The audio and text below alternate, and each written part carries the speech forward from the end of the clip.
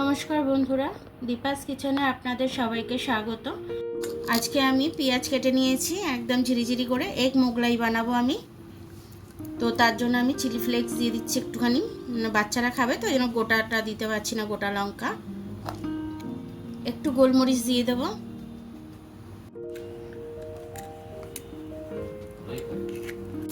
এবার আমি দুটো ডিমের মধ্যে দিয়ে দেবো।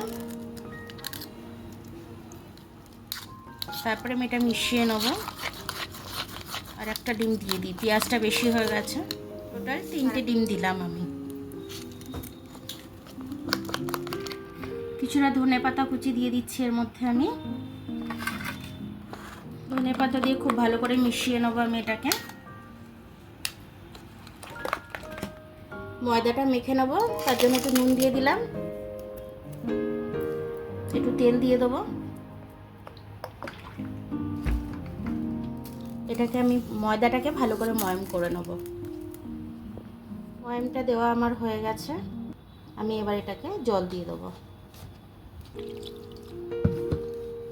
খুব নরম ডো করব না, আর খুব শক্ত ডো করব না। মোগলাই একটু খাস্তা টাইপের হয় তো, এই কারণে। দেখুন এরকমভাবে আমি মেখে নিয়েছি। এবার একটু আটাটাকে আমি সেট হতে রেখে দেবো 10 মিনিট মতো। 10 মিনিট হয়ে গেছে বন্ধুরা, দেখুন আমার আটাটা খুব সুন্দর সেট হয়ে গেছে। এবার আমি এটার থেকে লেচি কেটে নেবো একটু মেখে নিয়ে। বেশি বড় লেচি করব না, এরকম মিডিয়াম সাইজের করব, আর খুব ছোট করব না। এবার আমি বেলে নেব মোগলাইয়ের পরোটাটা।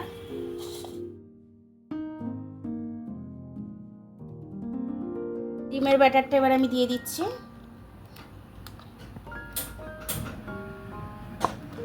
এরকমভাবে আমি দিয়ে দিলাম। এদিকেরটা আমি ফোল্ড করে দেবো এরকমভাবে। এদিকেরটা একটু জল লাগিয়ে দিই,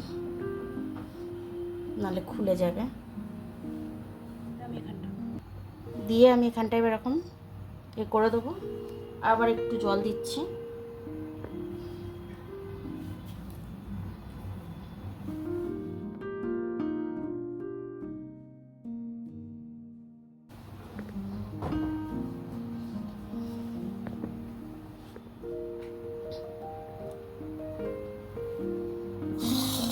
প্রত্যেকটা আমি এইভাবে করে নেব, করে নিয়ে সেকতে যাব আমি।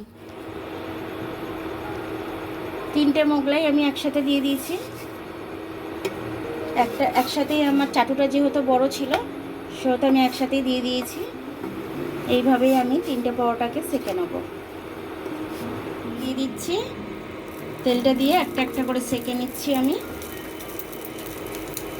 ডিমের গোলাটা যদি বাইরে না বেরিয়ে যায়, তার জন্য আমি একসাথে 3টেকে দিয়ে সেকেছি। দেখুন আমি 3টে একসাথে মোগলাই সেকে নিলাম। এক মোগলাই আমার হয়ে গেল। আমি এবার এটাকে নামিয়ে নেব।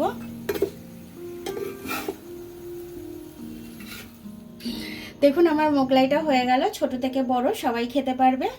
কাঁচা লঙ্কা তো আমি দিইনি, বাচ্চাদের মুখে পড়বে বলে, সে কারণে এরকমভাবে বানিয়েছি। আপনারাও এইভাবে বানিয়ে নেবেন, বাচ্চাদেরকে দেবেন। বাচ্চারা খেয়ে ইভেন টিফিনেও নিয়ে যেতে পারবে, বড়রাও টিফিনে লাঞ্চ বক্সে নিয়ে যেতে পারবে। এবার একটা মোগলাইকে আমি ছিঁড়ে দেখাচ্ছি।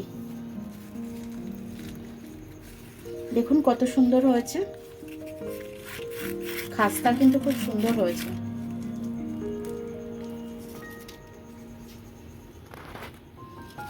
দারুণ খাস্তা হয়েছে, আবার শুনতে পাচ্ছেন।